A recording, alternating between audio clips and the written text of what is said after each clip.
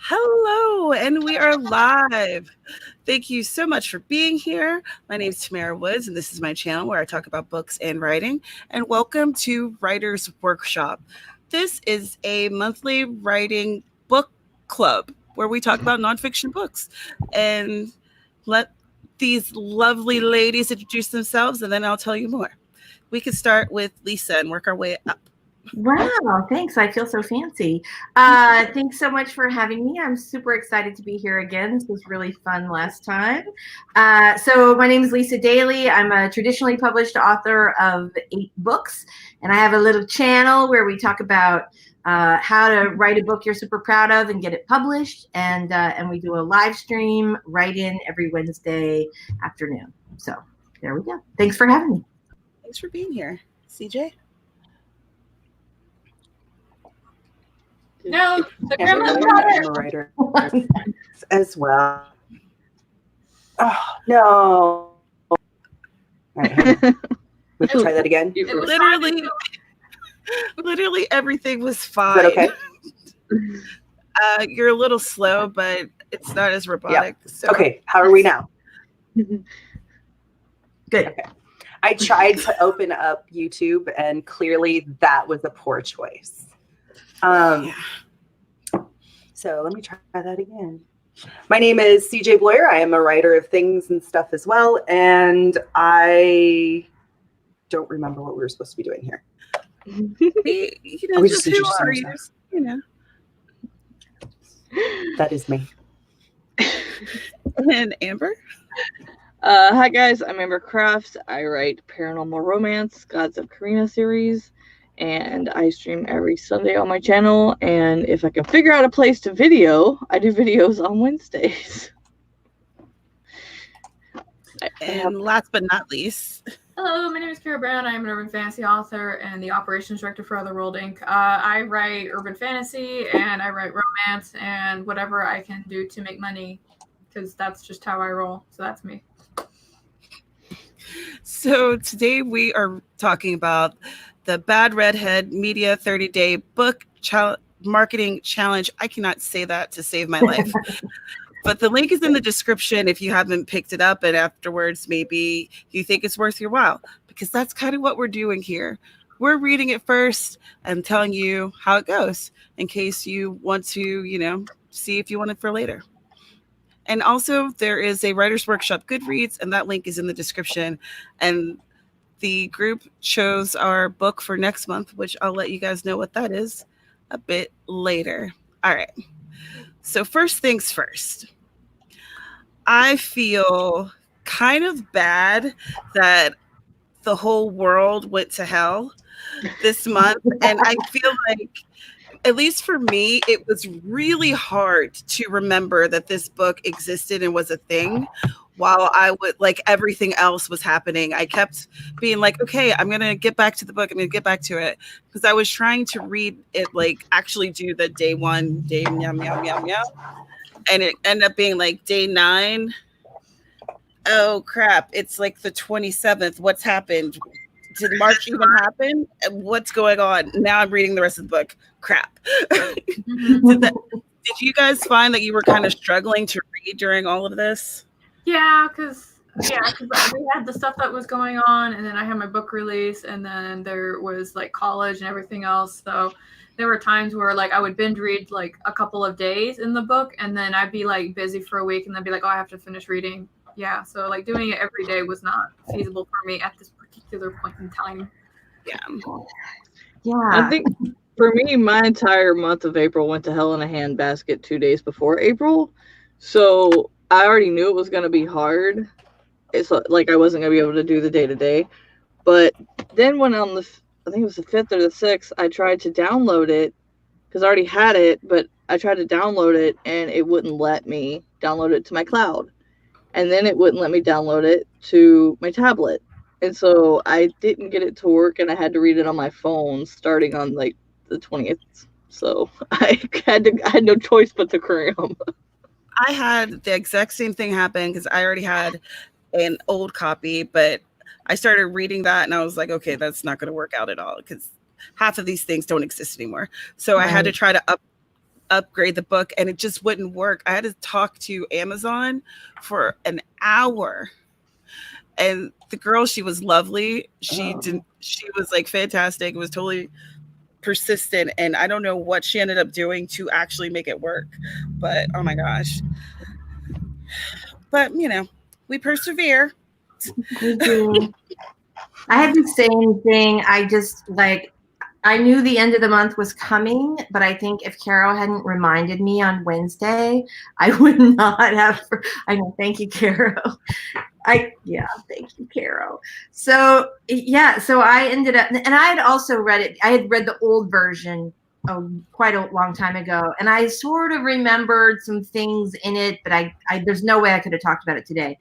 And so I went thinking, like, do I still have that? And I looked at my Kindle, and then I looked it up on Amazon and downloaded the new one, which I just bought another copy of it. I didn't even think about like asking for the updated version. I was smart. So I got it, and over the since Wednesday, I guess I've been reading it here and there. But it is, somebody had said in the comments, it's a quick read. It is a super quick read, especially if you're not actually doing the things that she says to do every 30 days. I started with like day 1 and day 2, and then the rest I just read through. But I think she has some really good ideas.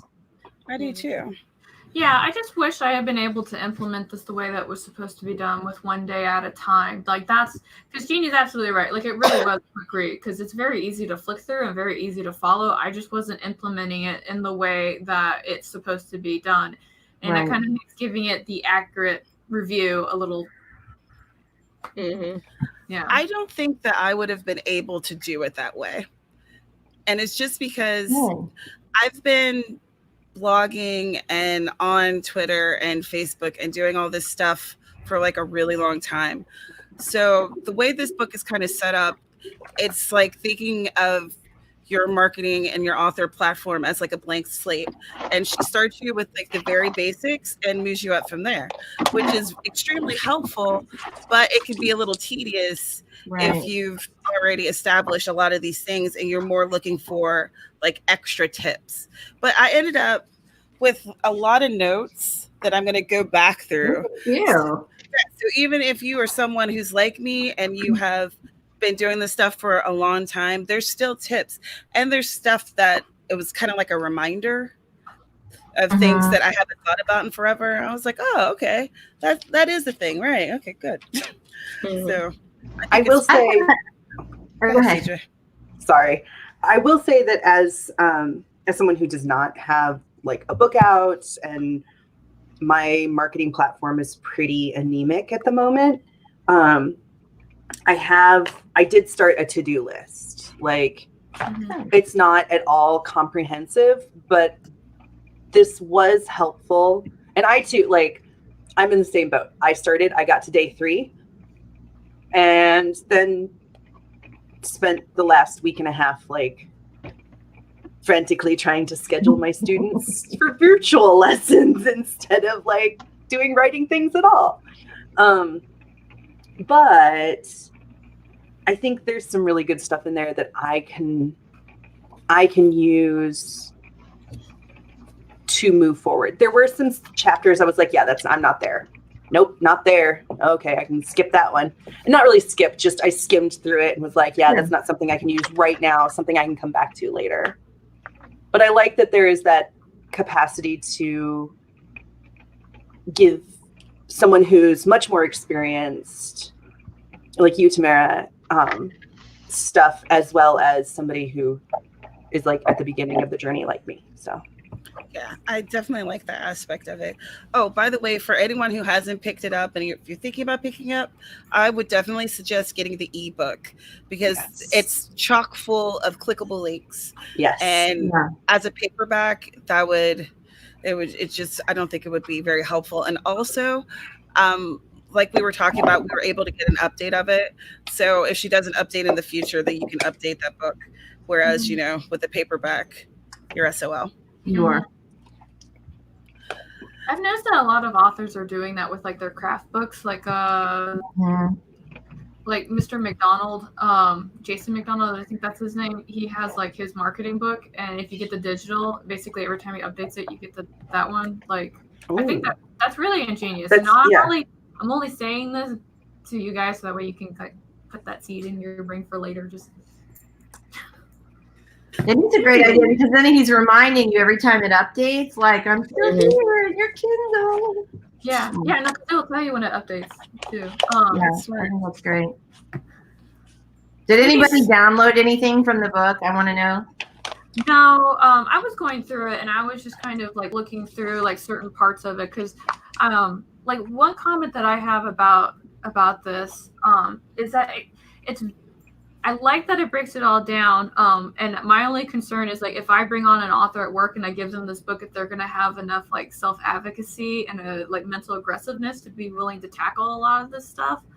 Because I know the biggest hurdle that a lot of authors have is basically putting themselves out there and being seen and then trying to engage with people. And there's a little bit of a vulnerability with that.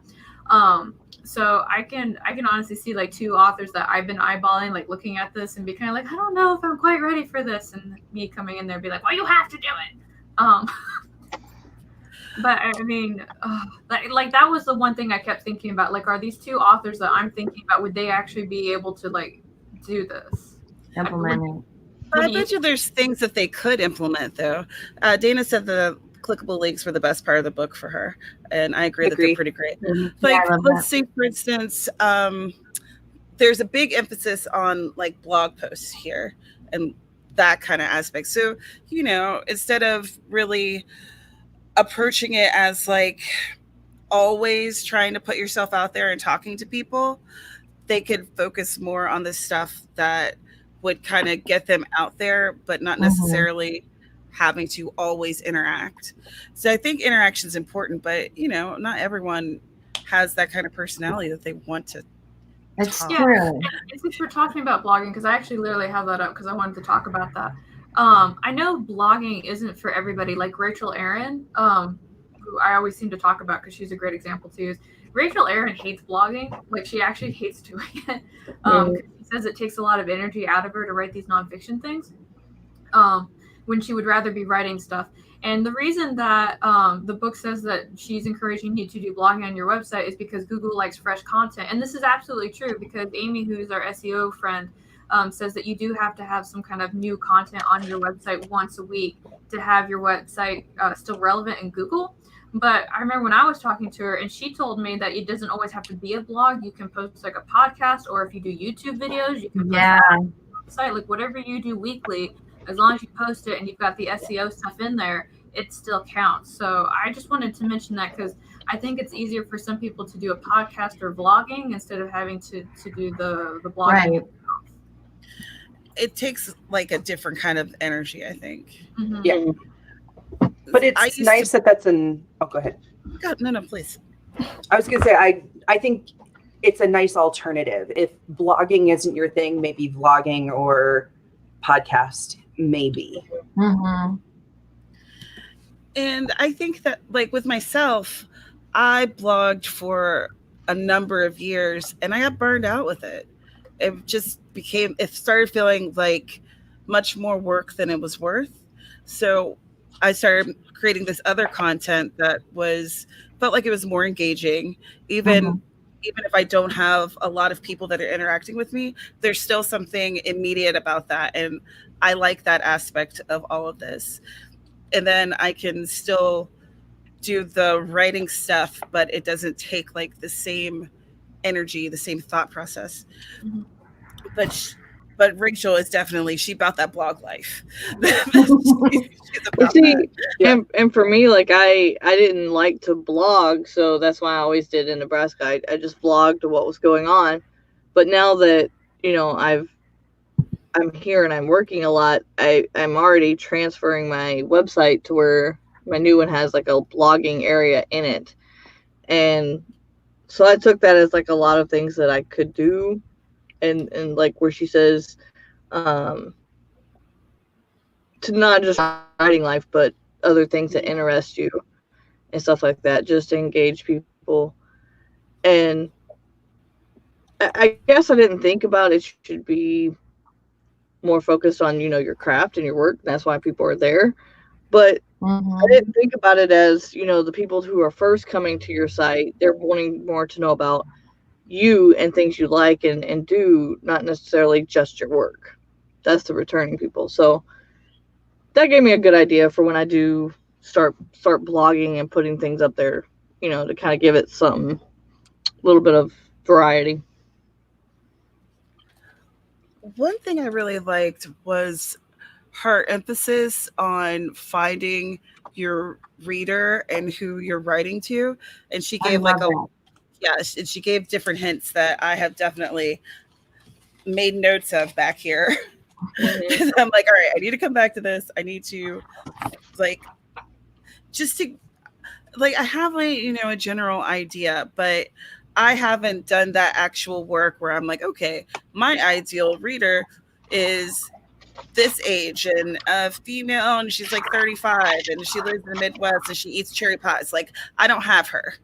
Mhm. And I feel like some of the links that she offered, again, those wonderful links, would be a good way to get myself closer to that ideal. Do you guys know about Okay. your who your ideal reader is, or did you find that part helpful? Yeah, I come from a marketing background. I worked in advertising for 8 years. And so I always start with a creative work plan, which is just habit from years and years of working in an agency setting. And so that was really important to me when I first started writing. My first book was nonfiction, and then I started writing contemporary romance rom-coms after that. And I thought mistakenly, without doing any research, that my audience would translate. My nonfiction books were dating advice. And then here I go into writing, novels about 30-somethings, and they're funny. And so I thought that there would be a lot more I thought there'd be a lot more back and forth, but there are a lot of people who love rom-coms who do not want dating advice, and a lot of people who want dating advice who do not read fiction, let alone rom-coms. And so it was sort of a big wake-up call for me. And then I really started thinking about I really need to make sure that I'm not just aware of my audience for nonfiction, but also for fiction. That's a really good point. That's an excellent point. Was someone else going to say something? I'll be honest. CJ? Oh, I was going to say, I'll be honest. One of my biggest challenges right now is figuring out audience, because I write in at least 2 different genres, and those are going to have different audiences, obviously. And while there may be, I'm looking at my board of projects over here. While there may be some overlap. Yeah, I see yours too, Carol. Well, there may be some overlap in those audiences. There are at least 2 genres that I'm writing in currently that are very, very different. And so one of the things I put down is pen names. Is this worth putting, some under a pen name? And then I guess my biggest issue, and this is maybe something you guys can answer for me, is when you choose a pen name, how do you market that separate from your other writing platforms? So there's a couple different ways that you can do that, because I have 2 different pen names. There's my Carol Brown and there's my Faye Black. One's for urban fantasy, one's for erotic romance, right? I do it completely like how I shouldn't do. I say that both of these names are mine. And the reason I do that is because a lot of times, if you don't want people to know that you are both of those pen names, you have to have a different Twitter handle and a different website and a different Facebook page and a different. And there's only 24 hours in the day and only one of me, and I don't got time for that. So I'm just kind of I write these 2 genres under these 2 names so that way you don't get confused. Have fun. Yeah. You've been warned. I don't think it's unclear though. I actually think what you do, I think it's great that you have your 2 pen names, Carol Brown, Faye Black, are that you have the color thing in common. I think that's great because it actually helps people remember that those people are both you. Mm-hmm. And I think that when you have, a lot of readers never make any sort of contact on Twitter or anything else with an author. And so when they're looking on Amazon or they get that BookBub new release notification, oh, Faye Black has a new novel, they're going to just go out and buy that. They don't know who you are. They don't care who you are. They just know their favorite author now has another book out and they're going to get that. Whereas if you're writing under the same pen name, different genres, you piss off half your readers at any given time because they don't want to see the stuff that they want to see the stuff they want. They don't necessarily want to see the stuff they don't want. Yeah, they like boxes. They like to know what's going to happen. Right. Yeah. And usually people are like, I don't belong in a box. I'm like, welcome to marketing. This is how this works. But there are authors who write more than one genre under the one name. So, but Elena's a good example. I would say that some of the authors that I know of who have either multiple genres under their name or they have multiple pen names, they concentrate a lot on building up their newsletter lists. And that's like the primary way they try to reach and target their audience, because that way they don't have to they're not doing a lot of daily updates on each and every different genre or different pen name. It's more of doing that once or twice a month update with their newsletter. And they'll still have all of their stuff listed maybe on a website or something, so if someone is oh, I like CJ Bollier's work, let me go check out her website. Oh my gosh, she has all this other stuff, because there are some readers who are just going to be attracted to your writing across all genres, right? But not to talk over you, sorry. Oh no, I totally interrupted you. I was going to say Elena's a really good example of who writes in multiple genres, but that's also part of her brand too. Because if anytime you talk to her, she introduces herself and she says, "And I write whatever I feel like writing. Here's my website." That's just part of it. Yeah, it can definitely work. I do think that it is more of a challenge, but if you're up to that challenge, then. And I also think that if you have genres that can kind of feed into one another, say for instance, you write thrillers, and you also write maybe some type of horror or something, stuff that kind of can sit beside each other a little bit, then it'll be a little easier to have that read through. Whereas if you're writing contemporary romance and you're also writing horror, these two may not meet in the middle. Right. Well, I guess there's different options, I guess. I was thinking that contemporary romance is a horror, but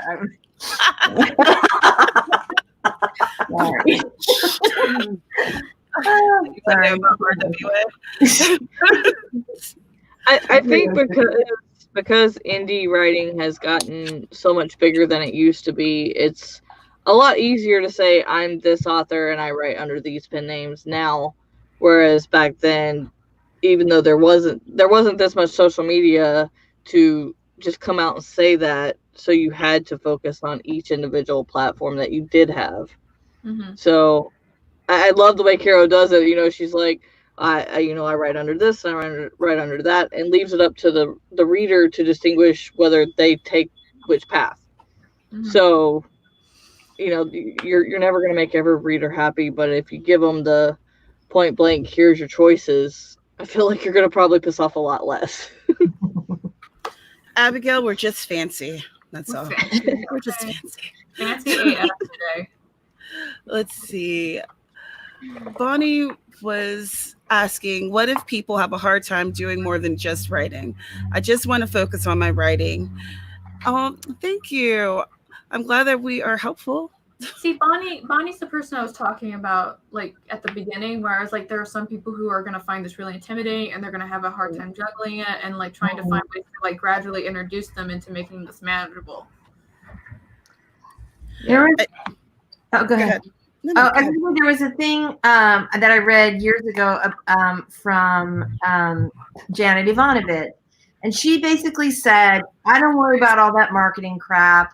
I just keep writing book after book after, like, her whole thing is my 8,000 books I've written are my marketing plan. And this was like her plan from the time she started writing romance, that she just would constantly feed her reader and that the rest of it would sort of shake itself out. And I don't know, there's sometimes where I think Janet Ivanovich is a genius.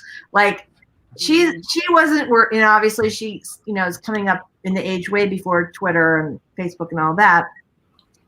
But there is something about focusing on the writing and doing that I think is really appealing. I just don't know if it's possible in this day and age to just write. I don't know. What do you guys think? I think that is harder to manage depending on, especially like, let's say if you are a YA author, a YA author, that audience is expecting that immediate interaction. Right. Whereas, maybe an older audience isn't so much. So I think that's going to be, I think genre is going to be incredibly important with that. And I also think that you have to figure out what works best for you, So if there are always a ton of social media sites, you don't have to do all of them.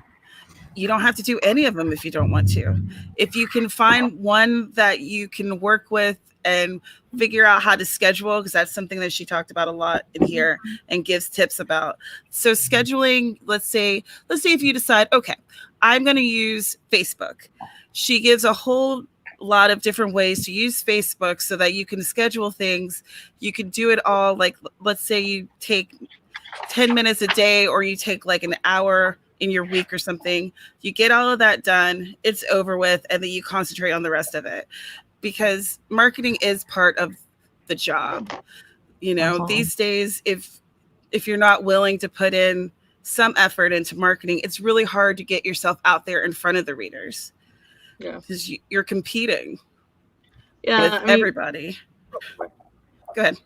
I was gonna say, like, it depends on how much like you do want to be on each platform. I'm signed up for all of them, but I forget about Instagram every time. I'm a Twitter and a Facebook person for the most part. So some weeks it works where I'll have 4 hours to work, and if I've got writing in my head, I'll write for 3, and I'll do my social media and my websites and blogs and stuff for an hour. And then there's some days where I know my week's going to be busy, so I focus on doing all of that Sunday and scheduling it so that I can focus on any little minute I have for writing. So you just kind of have to plan it depending on what you have going on, not also what works for you, but what's going on at the time, like all of this happening. Yeah. And there's some things like, a freaking worldwide pandemic that you can't plan for. And you're just flying by the seat of your pants and hoping that you somehow land okay at the end. Oh my God. Whatever it is that you decide to do, Bonnie, it's all about being accessible to your audience and also reaching your audience and knowing where to find them. And you're going to find that maybe over time where you decide to spend your time is going to completely change. So, for example, this time last year, I spent a lot of time on Instagram. I was posting twice a day, 7 days a week, and that's what I was doing because that's how I was reaching people. And then I was like, hey, I'll start a YouTube channel. Guess what I do now? I spend more time on YouTube than I do on Instagram right now. Right. On anything. Yeah, on anything. Not just because it's time consuming, but because this is where I actually get more engagement. We come out here and we talk, we're having conversations right now, and I'm interacting with the chat and everything else. So this is where I can reach people. This is where they can hear me.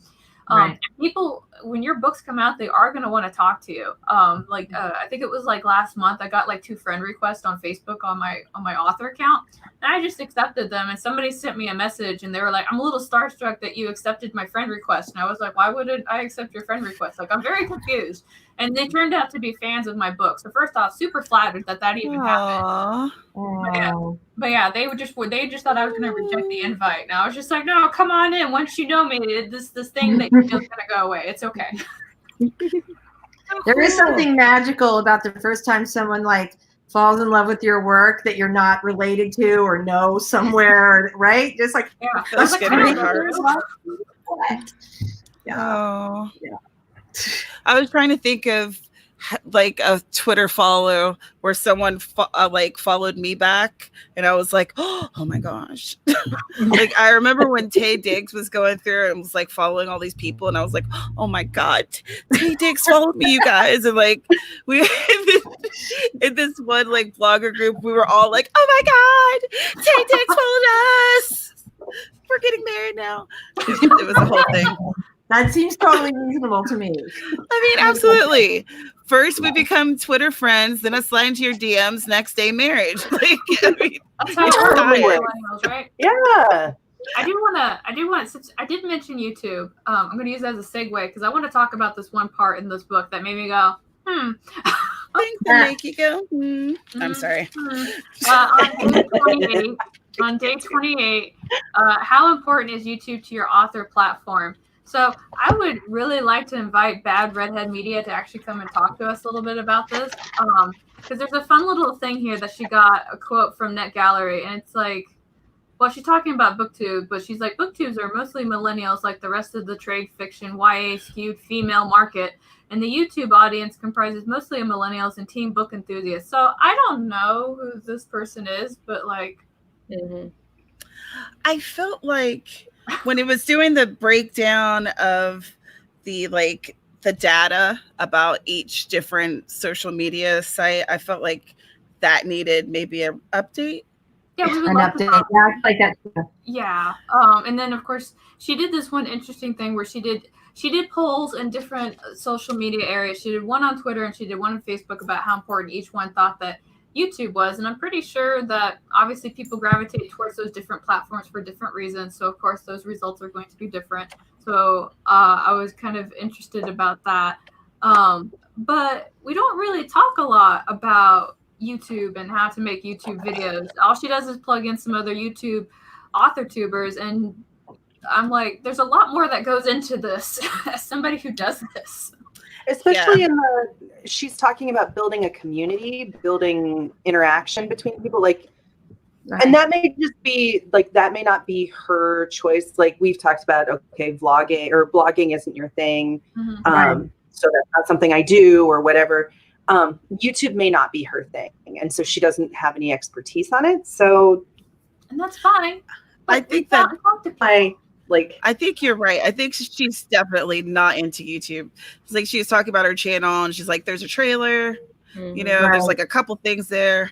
Go check it out if you want to. I'm like, you need to put some more content on there, sis. Yeah. No one's going to come look at your YouTube if all you got is a trailer. Yeah, look at Brandon Sanderson. Brandon Sanderson has a channel on YouTube, and he recently came back to YouTube to make more videos. And I'm like, it's okay, you guys. If y'all write, I mean, if you write, you should go and check out his channel because he has like these lectures. They're free. Oh my gosh, they are free. They are incredible. Oh no, CJ, you're a robot. I don't know what happened. Go away, Skynet. You're drunk. All right. Well, CJ tries to derobotize herself. So Abigail asked, what do y'all think about posting on Wattpad to get a readership before publishing? I don't have any experience with Wattpad, so all right, y'all. Get into it because I have nothing to say. I'll let Amber go first because I know I've talked a lot already. No, you're good. No, I got on Wattpad when I first got back into writing hardcore. I think it's a good place to see if maybe your writing style is something that people like or something like that. But I wouldn't necessarily ever post my entire story on there because unless there's a challenge, because I've seen a lot of things get stolen, ideas and plots and stuff and entire work. So I don't know. I like it to get a general feel of how people feel about your writing, but I don't know about entire stories. So I'm going to counter argue that there are some authors who actually do have their first draft books on there. Yeah, so they'll have their first draft books on there and they say for the revised edited version that's printed with so-and-so, you can go and buy it over at this place. I actually had my entire first book out on there for a very long time. And that's when it was called Dreamer's Touch. And then I took it down when it was getting edited and everything else like that. But the thing with Wattpad, first off, you have to have your stuff written ahead of time. You have to have it edited ahead of time. Because Wattpad is like most other social media platforms where you have to post on a regular schedule, whether that be 1 time a week or 3 times a week. Once you establish when you are publishing stuff, you have to continue to publish until you are done. And much like every other social media platform, you have to engage with people on this website, not just in your comments. You have to go to the forums and you have to talk to people there too. And you have to actually give a fuck about them, which is very hard for some of us to do when we don't know who these people on the internet are. But that's the thing. You got to network, you got to do all that. And my favorite thing, and I'm saying that with air quotes about Wattpad, is that you will get people from other countries who don't speak English that tell you how to write your stuff. And they'll tell you how to write it in the proper textbook English, not understanding how diction in different parts of America work. That's always fun. Because I got into an argument with one person from Germany, and she was like, my English textbook says that you have to say it like this. And I was like, well, I'm glad that your English textbook, which is based on formal English speaking, is saying that, but that's not how we talk in America. And their response was like, well, I'll just go back and look at my textbook. Like, well, glad that we talked. yeah. I did get off there once they started making a lot of changes. I didn't know about, like, you had to post weekly. Yeah, but they have been trying to combat the plagiarism thing. So obviously when you post your stuff, there's going to be a date stamp on it, right? Like you posted this first, and if you find somebody else did, you go talk to the admins and Wattpad and say, that bitch over there is stealing my shit, and that account gets banned. Yeah, I had it happen with 2 different stories. So I was like, yeah, until I get published, nothing's going back on here again. All right. Well, I hope that gave you some perspective, Abigail. I can't add anything to it, so I'm glad that there was a couple of people on the panel that could. I appreciate that. Thanks, ladies. Dana says, I really like that the author also focused on your Amazon author profile. Yeah, that's incredibly important. That's one of the immediate ways that your reader is going to probably meet you when you think about it, because now that Kindle is such a big thing, right? With reading Kindle books is so huge.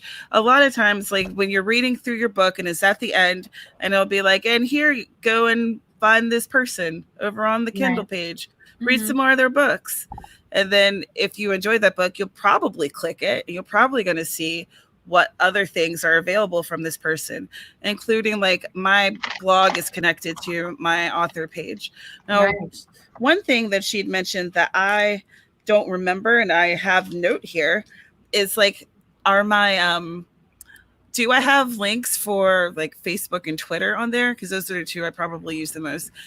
I'm like Amber with Instagram. It exists, and sometimes I remember to do stuff on it, but not very often.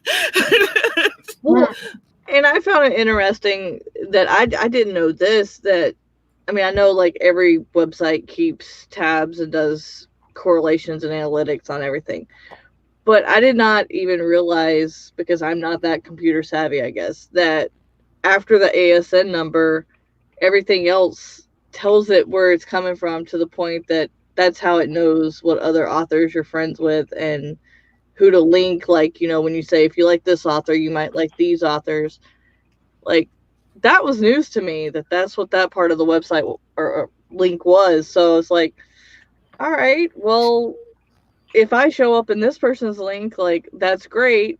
But if these people show up in my link and I haven't even been around them or seen their work, like, that might actually make me as the author more curious as to what circles that I'm being put in by Amazon and other websites, just to make sure that the reader is reading the same genre of stuff that they like, that they're not thrown off by mine or somebody that might be recommended and then get mad at me for it, thinking it's something I did. Well, yeah, no, I totally know what you're talking about, because one of my friends who is in a really big romance Facebook group, when my book came out the first time, she recommended it to the group. I didn't think anything about it because I was kind of like, oh, good publicity, right? And then I went and checked that too. And of course, like all the recommended books or people who bought this also bought this thing. Mm-hmm. Nothing but like raunchy romance books. And I'm like, my first book, not a raunchy romance book, like probably completely other end of the spectrum. Like, yeah. Also, bots are definitely a thing. If you look at a lot of YouTubers and you look at their also bots, a lot of times it is other YouTubers. And that can kind of mess up your algorithm and how people can find you. But the reference link that she was talking about, so let's say if I go into Amazon and I do like a search for my name. Here, let me show you. We have a screen. We can show things. Yeah. oh, if you really want to. I'm like, here, I will tell you how to do this without showing you. Cool. So I don't know how to spell my name. It's fine. All right. So here's me, right? So, oh my gosh, is this self-promotion? But if you look here, where I highlight, it has reference equals blah, blah, blah, blah. So all that goobly gook is saying, okay, this is how I found it. I searched for my name. So if I give out this entire link,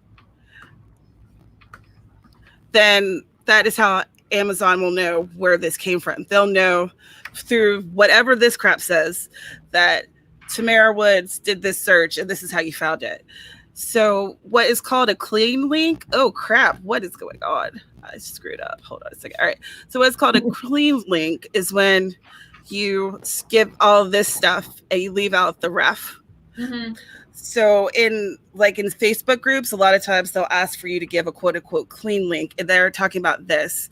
And also for it not to be an Amazon associate link, but that's, not part of this.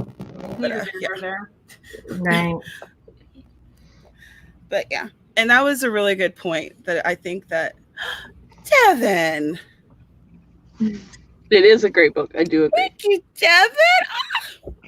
Can I just say, so Tamara, I have not read any of your books yet, and yet I am all about like the beach books. Like that's my whole thing.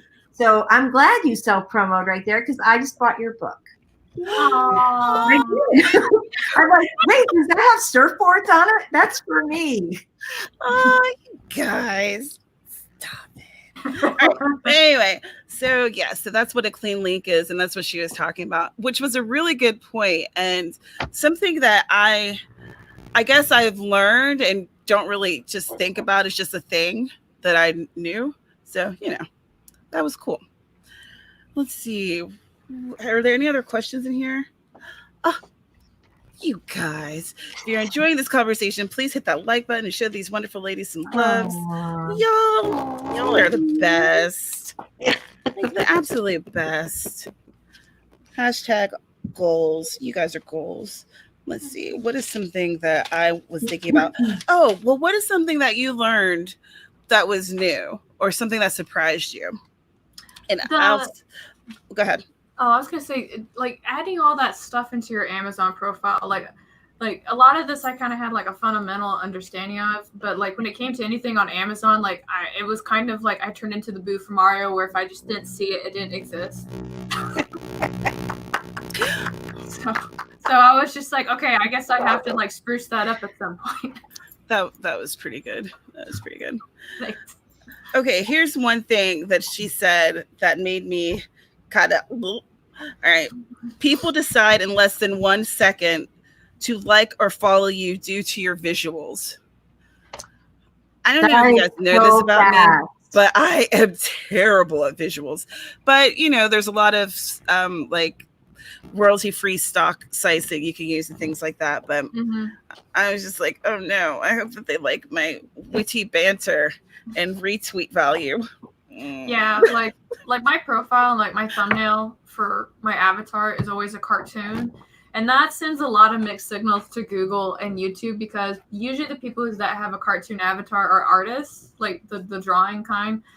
So when I come up in search engines, Google wants to say that I'm a drawing artist and not a writer. So I stab myself in the foot, but I just don't want to put my face out there. Like that's just. Well, AuthorTube News has our Yeah, because we had doodle. that problem too. And I was like, I was looking at a category and it's like artists, and I'm like, AuthorTube News, this isn't right. One of these things are not like the other. The others. All right, so let's hear what you got. The rest of Yin's, like I'm from Pennsylvania. Get out of here. Yinzers. So I really, there wasn't anything that was like completely shocking for me in here. And again, I had read this before, so I don't know that I just knew this or that maybe I had read it from some of her other things. So I guess I was like, one of the things I thought was really helpful was the link to Pew Research when she's talking about finding out who your audience is, because like I said, this is like an area where I feel super, super comfortable, and I use a lot of different resources to sort of figure out who my audience is. But this link to Pew Research Center where you could really look at use different keywords and sort of figure out who your people are. And I thought that was really helpful. So for me, that was like, oh, I can do that. That's great. So like that. I guess I didn't really have an aha moment, but for me, it was like when she started talking about like the press kits, and I know I need a press kit. I know I need a media kit, but I guess I never really thought about all the people you could use it to give to for like guest interviews and things like that. I mean, to me, a press kit is for things much bigger than just the general everyday type thing. But I mean, yeah, it's the same stuff you give to them, you're putting in your press kit. So it's easier to say, here you go, here's everything, than let me explain all this to you. Yeah. So, as a person who's been in the media for a long time, I was like really debating on whether I should say something on this. I felt that information was really inadequate, which was a surprise to me because she does a nice job of covering a lot of other topics. I didn't feel like she gave a lot of great information about what should go in it, what its purpose is, and she basically says like, oh, it could be as complicated or as or as simple as you want. But the truth is that a media person does not want a press kit stuffed with crap. Right. So you have to have, and you have different approaches for broadcast versus radio or podcast versus print versus bloggers. So I did feel like I needed to it sort of inspired me. Like I should really cover this because right. Yeah. Okay. Yeah. I really felt like, okay, there's always a lot of sort of not great information, but as a person who has written for both print and, has been on television for the last 15 years, it's the information that's out there is not great. So I feel like we covered it a lot, and there's a lot more detail to it. Well, yes, please do, because I have it down. That was day number 24. Yeah. That was when there was the media kit information. Well, so if you can make that video hurry up. Yes. I mean, that's hurry up. Yeah. Take your time, but just do it in 24 hours. Take your time. No, I'm kidding. We were talking about earlier, that's one of the links that I had actually opened up. Like, I was like, I'm just at the beginning part. I've got the most basic of one. Because me and Aphrodite were like talking about it. And so I was like, yeah, I need to get on that. But now that book 2 is coming out, I'm just like, I really have to get on that. Like, let's open that link and find out at least the more basics I've probably forgotten at this point. Probably something that we could do, Lisa, is that when you have your next promo, which isn't next week, but the week after. Next week is Wednesday. Yeah, no, is it next week? I thought it was 2 weeks from now. It's the first Wednesday of the month, right? Oh, you're right. Okay, I'm in the past. Yeah, we are at the end of the month. Holy, whoa! Okay, so April 1st is next Wednesday, y'all. Yeah, we could talk about that. Could be our topic, couldn't it? Yeah. Sorry, go ahead. For your promo thing, we can get people who are good at promoting on their different platforms and have them give advice, because obviously the way that you're going to do promo images on Twitter won't be the same on Instagram or even Facebook, even though the dimensions may be the same, because the audience is different. So that's all I'm going to say on that. So that'll be next Wednesday on Lisa Daly's channel, and her link and everyone else's is down in the description. So you should definitely follow her. Click that notification bell so you know when she goes live, potentially. So You said that so effortlessly. I know, right? I'm working on it. I am working on it. Alina used to yell at me so much about self-promo that I became like hyper vigilant. I was like, I'm going to get better at this because Alina's yelling at me way too often. She's mean. Just kidding. Yeah, okay, so Abigail asked, she would like to know what we think about book covers in reference to selling your books. That's like your biggest marketing tool. That's your main marketing tool, because people so people aren't going to remember your face. They're not going to remember your words. They're going to remember visuals. And so if they don't remember your cover, I don't know what to tell you. And that's usually why I get kind of like nitpicky, rather why I have been nitpicky with my cover. Because if there was one thing I did not want my cover to be, I did not want it to be like most other urban fantasy covers where you got like some chick and she's making duck face at the cover and she's got her tits out and there's some swirly magic behind her. You know that it is urban fantasy, but that is not my book. Oh, so why don't we see your cover, the new cover that you have? Awesome. Fine. It's a beautiful cover. Yay! I can't hold it right. Queen of Swords and Silence. Yay! It's an awesome read for quarantine for sure. Right? Yeah. Oh my gosh, it's so good. I know. I love that cover. It's beautiful. I It's love really it too. funny. You missed it, Lisa, because I was like having a very serious conversation before we went live, and my husband walked in, dumped the books in my lap, and I was like, ah! It was like the sweetest, biggest amount of joy I've ever seen on Kara's face in my life.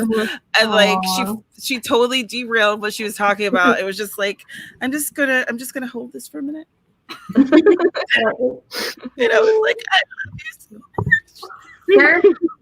And there's something about having a cover that you absolutely just are crazy about. It's hard too, because if you ever end up with a book cover that you don't like, it makes it like eventually you sort of fall out of love with the book. It makes it harder to keep going with it. Oh my goodness. When they changed the cover in the middle of a series, like YA fantasy, they were so bad about that for a minute. Like, oh my gosh, I was so angry. Which series was it? I can't even remember now. I was so ticked off about it that I think it was a 4-book series, and we had the first 3 books. Gorgeous covers, love them. Oh my gosh, can't wait to get that 4th. And they changed it, and then they changed the other ones in the series to something that was generic and not as cute, and I was so mad. Yeah, and then the style of your cover is also going to be associated with you and your brand. A really good example of that is actually Robert E. Howard. When Robert E. Howard was alive, he wrote all the Conan stories, but Robert E. Howard didn't just write Conan stories. He also wrote like some contemporary like sci-fi stuff as well. But unfortunately, his publishers actually, I'm pretty sure, didn't read what he wrote, because with his contemporary stuff, they still put Conan covers on his stuff, because that's what he was known for. Like, that happened like 3 times. Well, and I think the cover is important. Whether you have a good or bad cover can make or break you, but like, and I'm sure Tamara knows, like my favorite author, Christine Feehan, she just came out with a new cover for the Sisters of the Heart series after what I think it's been 10 years since the first one at least was written. And I literally, even though I know the stories, rebought the entire series because of the covers alone. Because I wanted you need them to match. I did that with a book. I'm not gonna lie to you guys. I'm pretty fickle, and I'm also pretty shallow, and I will buy a book on the cover. I will. And I bought this one book. I'm not gonna say the name, but I bought it. That cover was effing gorgeous. I didn't even know what the story was about. I just wanted the cover, and God help me, I started reading it and the formatting was off and there were spelling errors and there were like periods in front of question marks and I was just like dying on the inside, so I literally just cut the cover off and threw the rest of the book away. Oh no. No, no. I did it. I was like, you know what? Not even gonna talk about this book anymore, but I'm keeping the cover because that's what I bought. Yeah. Has anybody ever bought a UK cover because it was prettier than the American cover? I have done that. I've wanted to. I wanted to do that with the Harry Potter series. Okay, can I show you guys something? It's a sneak peek. No one else has seen it. Yeah. Except a couple people. Yeah. Okay, so for Murder to Spare, Joan, what's her name? Joanne Ninja Hen. Joanne! We love it, Joanne. She did this thing, and let's see if it'll actually show. Okay. Can you see it? Yes. Oh, wait. Yeah. Ooh, I like that. Yeah. Ooh. So hard. I love it. So hard. I'm going to use this for promo because this is like a prequel for that series, The Mystic Eye Bookshop. Oh my gosh. Oh, I love it. See, I want to do that with book 2 so bad. Well, you should. I'll shoot you her website so you can check out her work. Yeah. Oh my God. But yeah, I'm in love. Okay. That's so beautiful. Oh my God. I'll be giving that to my newsletter people hopefully next week. She gets she hasn't done that many yet because she just really started doing this and she gets like better every single time. Yeah, she said she needed covers, and I was like, "Hey, here are all my Faye Black covers. Do whatever you want with them." And then I showed them to my boss, and I've never heard this man squeal like ever, but like I was like, "Hey, look at this thing that she did." He was like, "What is this?" Oh my God! Oh my God! It's gorgeous. I absolutely love it. I love like the stuff and the she was beautiful.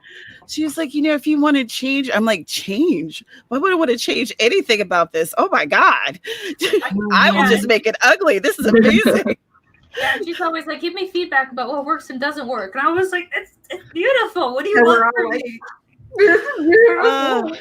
I'm so happy. Oh my goodness. We are at the top of the hour, ladies. Oh my. That went by quickly. Oh, wow. Wow. Well, okay. So final thoughts. Final thoughts. Let's go around with some final thoughts. We'll start with you, Caro, work our way around. Final thoughts on this book. What do you think? I think that if you don't really have a lot of social media, that this is a really good foundation to start with. Just keep in mind that as you start to implement some of these things to know yourself and know what's going to work out for you and also be fluid enough to change. Like I said earlier, like before my platform was Instagram and now it's YouTube because that's what works better for me. So don't be afraid if you have to change even after you read this book and start building stuff up because only you are going to know what works better for you. Nice. Very nice. Yeah. Amber, final thoughts? I guess same thing, but to add on to that, I like that I'm very much a stat person, so I like that she had stats on stuff to back up her theories and what she's saying about the best times and things like that. But some of it you have to take with a grain of salt because things do change. Situations change, times change. But between that and the links, I think it gives you, between what she says and the links, it gives you a good understanding of things that you might not had understood before and links to go find out more. So I like that. That's good. And CJ?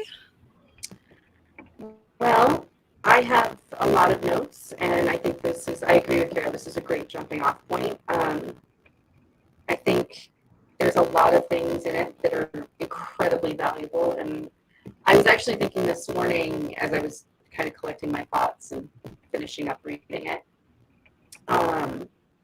instead of doing like 30 days, like 1, 2, 3, like solid for a month, I was thinking like, this is something I could do like over the course of 30 weeks. Like choose one thing each week or maybe every couple of days, rather than trying to smash it all into like one moment. So I think that while the idea of doing this 30 days in a row is not necessarily always feasible, I think it's a good step-by-step program process, whatever, to like move you forward. Excellent. And Lisa?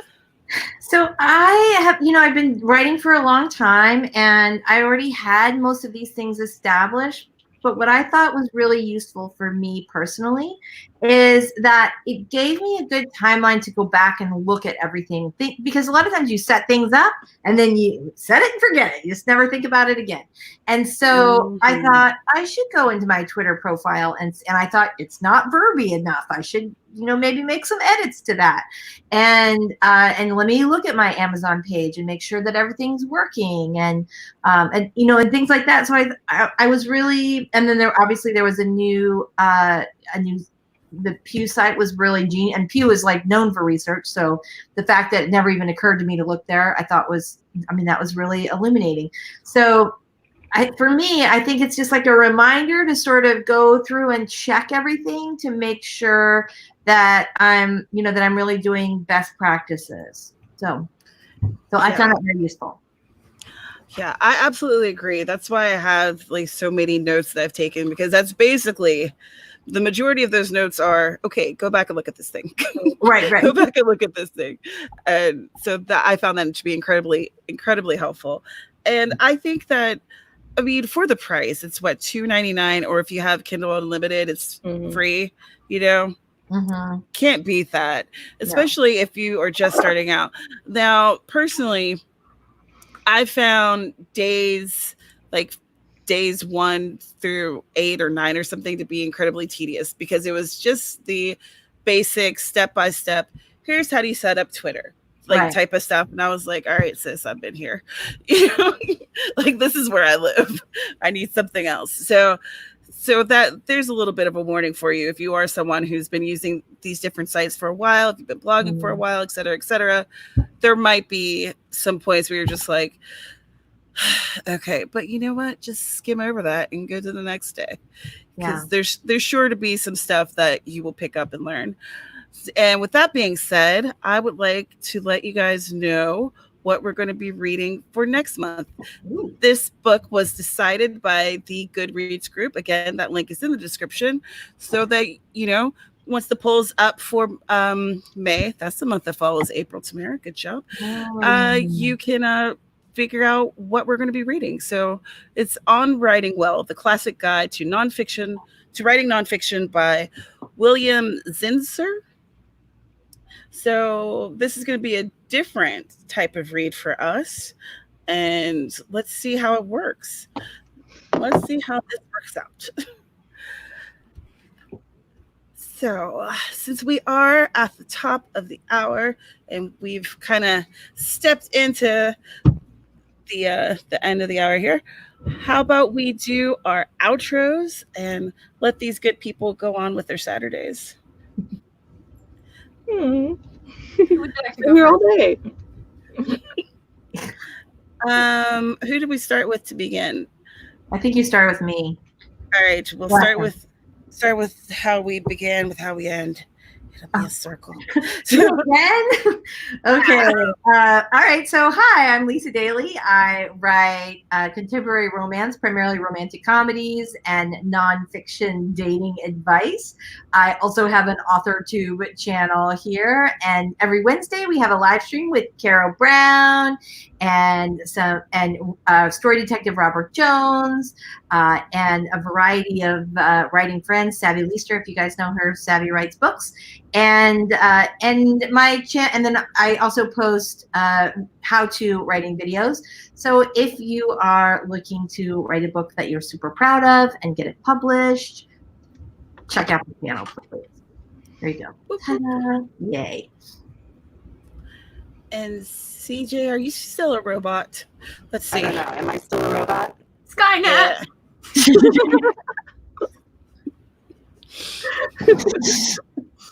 It's okay, Skynet. We won't judge you. Everyone's welcome here. Stoics. I'm so sorry. It's okay. Stop it. It's okay. CJ, your link is in the description as well, and you're a wonderful part of this community and of Writers Workshop, and we're happy that you're here, Skynet or not. And Amber? Oh goodness. Yeah, you can find me. My descriptions are below. I'm over on Cachet's channel every Thursday night and my channel every Sunday streaming, and hopefully video soon. And Unknown Love's available on Amazon, and Unknown Family hopefully will be out in July. Looks like it may still happen even with all this going on. So hopefully. Good. Fingers crossed. And Caro? Hello, my name is Carol Brown, and I invite myself onto other people's live streams because I need socialization in social distancing times. You can find my channel here on YouTube where I talk and whine about the life of the writer, sometimes under the influence of wine. Please don't judge me and drink responsibly. I have a book that's out right now, if I can make sure I don't drop it. It's this book here that we talked about. You can get it in paperback. You can get it in Kindle. Kindle is infinitely cheaper right now. I just want to throw that out there for you. But if you want to take an adventure and go out into the pandemic, you can find it in other bookstores as well. So, and that's me. Stay at home. Or stay at home. Yeah, stay home. Stay home. Just get the Kindle. They're not essential. Bookstores aren't essential. Stay home. And again, my name is Tamara Woods. This is my channel where I talk about books and writing, and apparently I geek out over my own covers. Wow. But I regret nothing. Your cover is beautiful. Your cover is wonderful. I love it. Okay. So Carol and I, we do AuthorTube News. That's a podcast where we do the research for you so you don't have to. And we bring you the publishing news. The latest episode is out now. It's red hot and ready for you to watch. It's down in the description. There's also the link for the Goodreads group for Writers Workshop. We meet every Saturday. Wait, no, that is wrong. We meet at the last Saturday of the month, every month, last Saturday at 2 p.m. Eastern. So, come on back next month. That's April. We'll be here. That's a lot of We do? Oh my gosh. I've been up for quite some time, y'all. It's very early here, and I've been up for a while. So, I feel like I'm doing well. Let's see. Is there anything else? Oh, I have a newsletter. You can sign up for that. That link is in the description. Also, did you know I have a Patreon? You too can get the early sneak peeks if you join my cozy community. I mean, for just like $1 a month, you could help me run all this stuff. My gosh, I got a lot going on, and I would love to have you there. Mm-hmm. So again, thank you so much for being here, whether you're here live or if you're watching the replay. You are what makes this interesting. And ladies, thank you so much for being here. I appreciate you. Thanks for having us. Thanks for hosting. We love it when you host these things. Aw, Yay. guys. Oh, speaking of hosting, I do a live stream every Thursday at 2 p.m. I invited myself to that one too. Yeah, but I got you back because now I go to yours. Yeah. Bye, everyone. Bye,